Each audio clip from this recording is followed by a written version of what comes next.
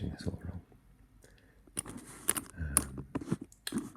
But I thought maybe people might like to listen to a soft-spoken video of a British accent. And I thought, well, I need something to talk about.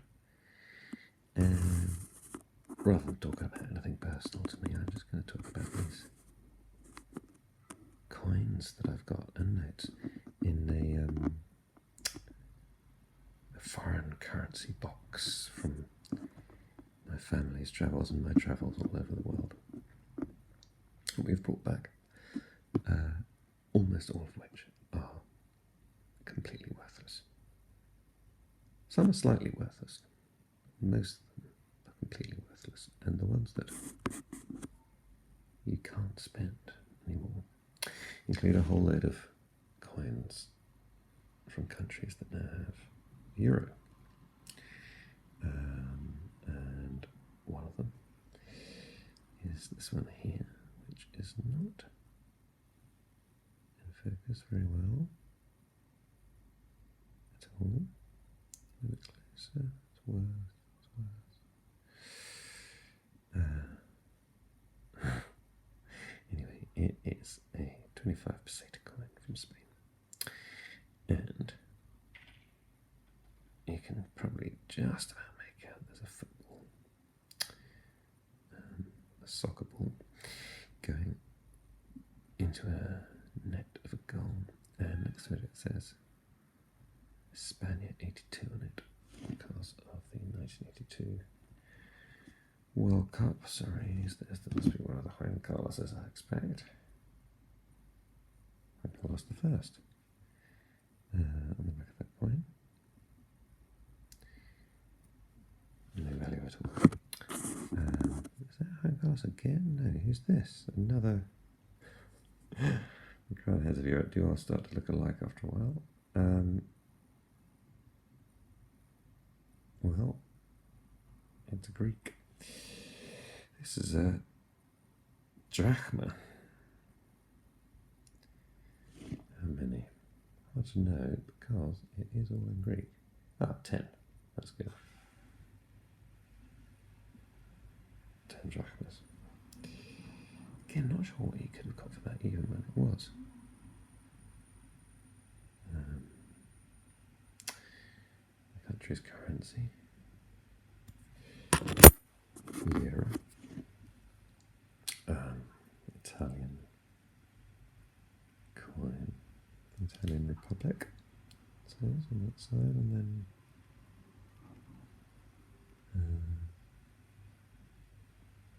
a figure who looks to me a bit like the Roman goddess Athene, but that would be a bit pagan, wouldn't it? So maybe she is an abstract figure representing some sort of virtue, possibly peace, because she's holding onto what looks like an olive tree. 100 lira was pretty worthless. Even then, I remember you having to have thousands, tens of thousands of lira to buy anything. It's rather dull coin. I have been to Austria actually, so maybe I did bring it back, but I'm probably not, because this is from 1959. And yeah, it's one shilling piece. Austria. Doesn't look like that's worth very much either. This is better. I remember as a schoolboy going to France and using coins like that. And 5 francs, it was a not totally useless coin. Not like it is now. And on the back there is this figurative woman who I think, if I remember right, is called Marianne.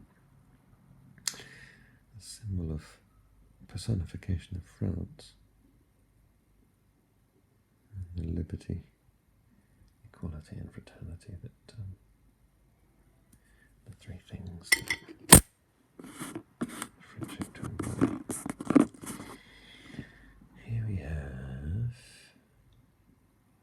how much are you? 2 pennies from Republic of Ireland, which is also in the Eurozone. Why is this so? Sorry, it's not showing at all well here, but there you go. Barely even worth showing you that actually, because it just show up in this low light. If I was doing this properly, I would have put a camera down on top of a lit surface and show you them, but I am using an iPad. And just trying to work out what this one is. Yugoslavia, not in the Eurozone, but also not a country that exists anymore, and it's 20. Well,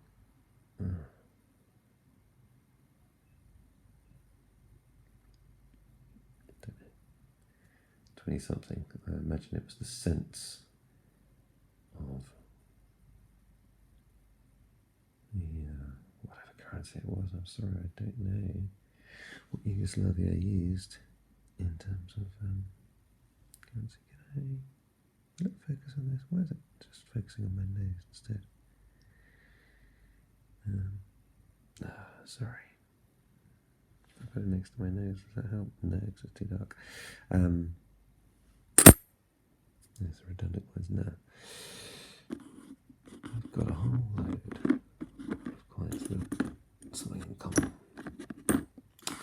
because they have all got this woman on them. Here she is. Hard to distinguish way because of the bad light. But you may recognise this if you're British and over a certain age as being an old penny. Before decimalisation, when things were in base 12. But yeah, that's Elizabeth in a coin dated 1965. Some pennies from certain dates are worth a lot of money. I think there's one particular date when something happened which made them very scarce, but not this one. It's not worth much. Here we have a shilling from 1960. There you are. There's the Queen. Very youthful. And coat of arms. United Kingdom, Great Britain and Northern Ireland. On the back. And 3 lions on it. Oh crap, actually this is just England. Maybe there were ones with thistles and other things on it as well. This is a nice big one. And relatively recent, 1999. There she is. I meant to do this in order. Not too late, I can do it in order. Right, here she is. And then next, probably iteration. And this is an old English 5-penny coin, new pence this time. So 5-penny coins are much smaller now. These are the same size as the new 10p coins that are now in use, but different weight, half the weight. So you can't just put them in a machine to fill things. Here we go, here she is again. Now, that's interesting because that's the same portrait there, but this is from 1997. They haven't updated it. And that's because this isn't British currency, but is that the right way up? No. A Fijian dollar, that is.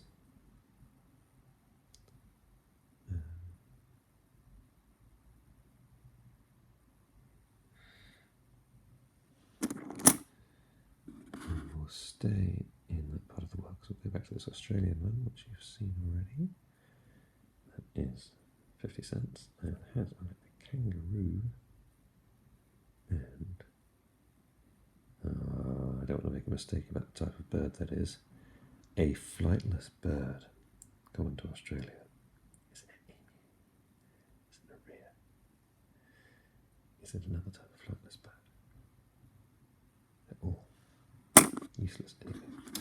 And finally, probably the most recent thing we are at 2008.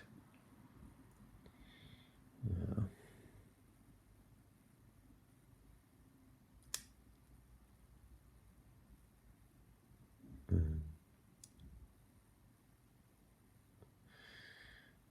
This is from New Zealand 20. What are they called? New Zealand dollars? 20 cents.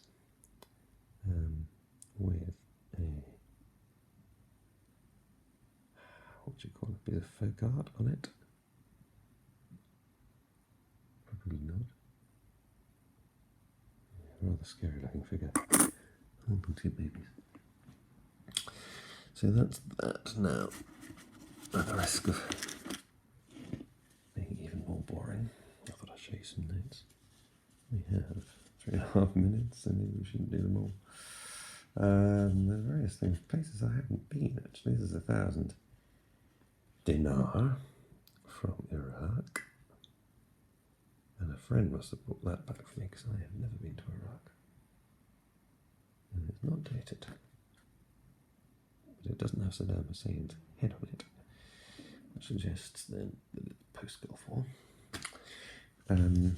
Post Fall of Iraq. Bank of Tanzania. Again, haven't been there myself, so I don't have anything to tell you about that. What's this one? Sorry, Czech currency. But have I been to the Czech Republic? No, I have not. Nor have I been to Yemen. Here we are, 1,000 rial.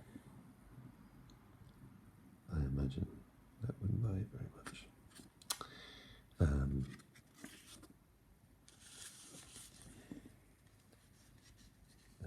that's Moroccan dirham. That was worth something. Can't remember. You could get for it. Bank of Korea. Now I did go to Korea for a day. Sorry. One. South Korea, of course. I haven't been to North Korea. And I found it an absolutely fascinating country. I arrived on a Friday night when all people who work in offices together go out and have a drink with their colleagues and get off their face. Incredibly drunk. And this is actually a very helpful mechanism for office workers because Korea has a very rigid sense of hierarchy to the extent it's quite difficult to criticize your boss or make comments about how you'd like things to be. So the only way really to let off steam is to go out on a Friday night with your colleagues and get steamingly drunk. And it's quite funny because you can see all these businessmen in their suits just unable to stand, having got so drunk. And then by Monday morning, all is forgotten. But hopefully the boss will have learned something and retain that information without I'm getting too embarrassed about it. And finally, I thought I would show you. Here we are, 100,000 Zimbabwean dollars. Now you might think that these are banknotes. They are not banknotes. They are coupons because if you look, they have an expiry date on them. July 2007. So you didn't spend this money by that expiry date. It wouldn't be worth anything. Although I think in this case they extended it, but still. So that's 100,000. There are 10 in the stack. So look, it's $1 million, which last time I calculated it, I think was worth either 3 pence in in sterling, or possibly 0.3 pence in sterling. Anyway, with absolutely nothing now because of the expiry. That's a way to guarantee inflation, isn't it? Force people to spend money or they lose it.